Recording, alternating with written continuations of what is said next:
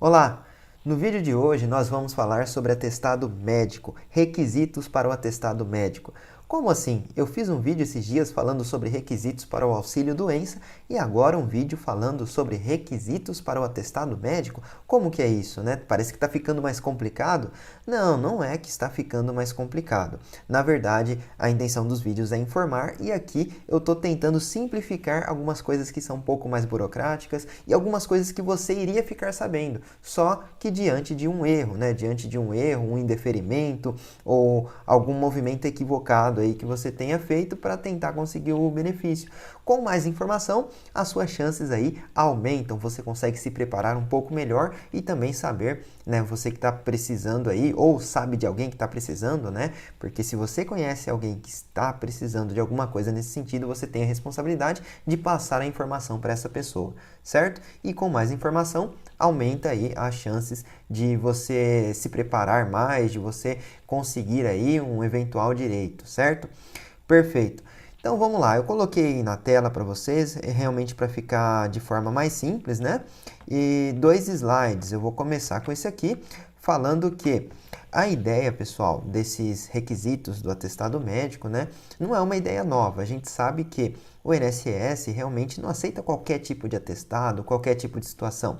Se eu enviar um monte de atestado lá, falando que eu não tenho mais condições de trabalhar de jeito nenhum, e esses atestados eles não têm assinatura e carimbo do médico, esses documentos eles vão ser aceitos? Eu vou conseguir o benefício logo de cara?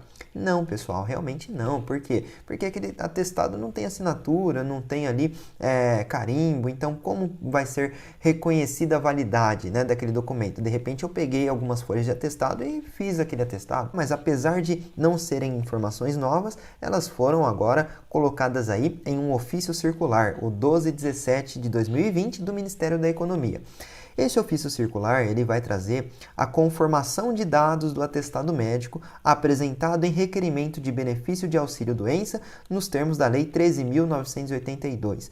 O que vai falar essa lei? Essa lei vai falar basicamente aí o nome popular, né? Você já deve ter ouvido falar do auxílio-doença emergencial.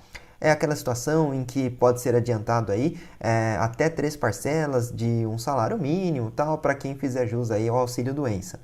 Mas eu posso fazer depois um vídeo falando só sobre isso, tá? Um vídeo até curto, não é nada tão complicado, mas só para a gente não fugir do assunto aqui, para esse vídeo não ficar mais comprido. Então, esse ofício ele vai trazer essa conformação de dados para o atestado médico. Pronto. O médico tem que saber isso? Sim, seria ideal que o médico soubesse isso, e a maioria dos médicos realmente já fazem o atestado nesse formato, né? Nessa formatação, e você vai entender agora. Bom, como eu falei, é para ser pleiteado aí o auxílio-doença de caráter emergencial e o atestado será analisado por um perito. O que quer dizer isso? Por que isso é importante para você? Porque muitas vezes, pessoal, eu percebo que as pessoas ficam com aquele sentimento de que o atendente não sabe nada. Eu entreguei o atestado, mas ele, de certo que olhou meu atestado, mas ele não entende nada e acabou achando que eu tenho condições de trabalhar. Por exemplo, né? Muita gente fica com esse sentimento, mas nesse caso aqui está inclusive escrito lá no ofício que o atestado médico será analisado por um perito, ou seja, você tem um outro médico analisando o atestado que você está entregando lá, falando que está incapaz ali temporariamente para o trabalho, certo? Então essa informação é importante. Agora aqui, o atestado ele tem que atender a alguns requisitos, e é disso que eu vou falar agora, tá?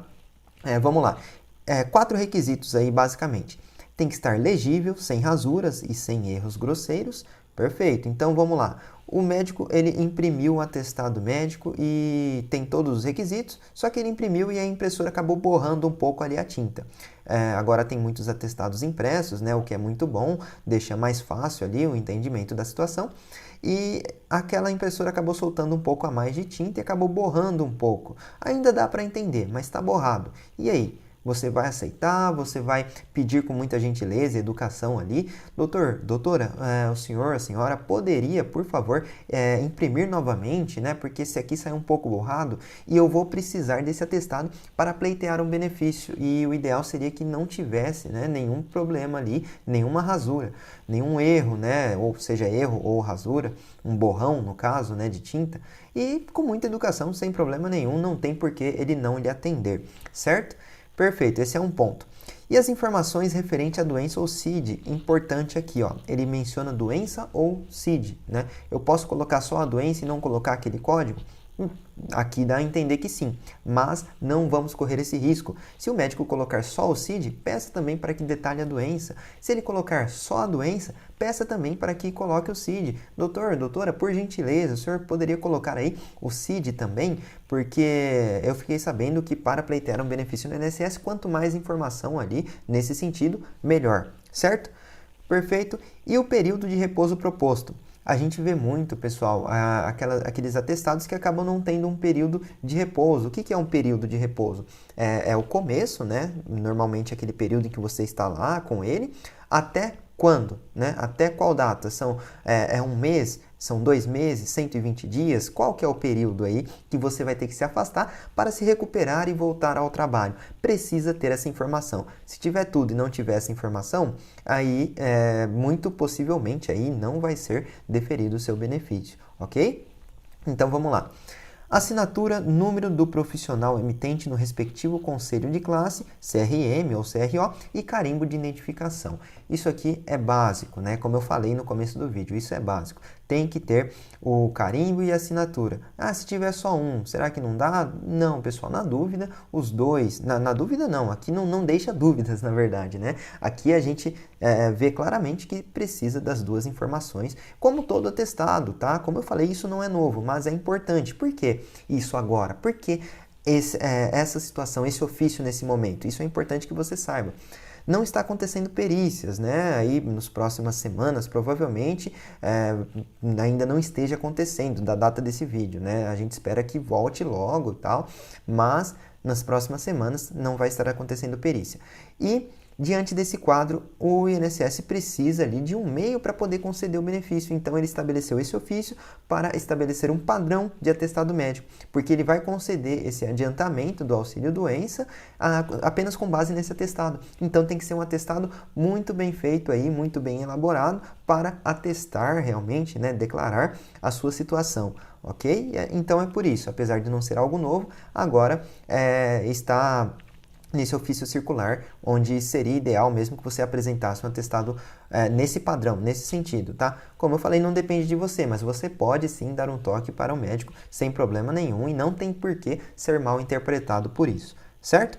Você vai enviar esse atestado eletronicamente e, como eu falei aqui, né, esse último ponto foi o que eu falei, que a falta de qualquer um desses requisitos pode ser motivo de indeferimento? Sim. Então, vamos nos atentar quanto a isso, vamos prestar bem atenção quando pegar aquele atestado. Não vamos só pegar, colocar no bolso, na bolsa e ir embora, né? Vamos dar uma olhada naquele atestado, atende aos requisitos, perfeito, vou lá requerer o benefício se eu tiver todos os demais requisitos também. Não esquecendo, né? Eu não vou falar sobre o auxílio doença emergencial nesse vídeo, mas não esquecendo de que também precisa atender aos demais requisitos, certo? Bom, espero mesmo ter ajudado com esse vídeo, compartilhe, como eu falei, você tem a responsabilidade de espalhar essa informação também, né? Para que não parem você, outras pessoas estão precisando e quanto mais você compartilhar, melhor, certo? E também ajuda aí também no desenvolvimento do canal, ok? Não deixe de comentar nos vídeos e também se inscrever no canal.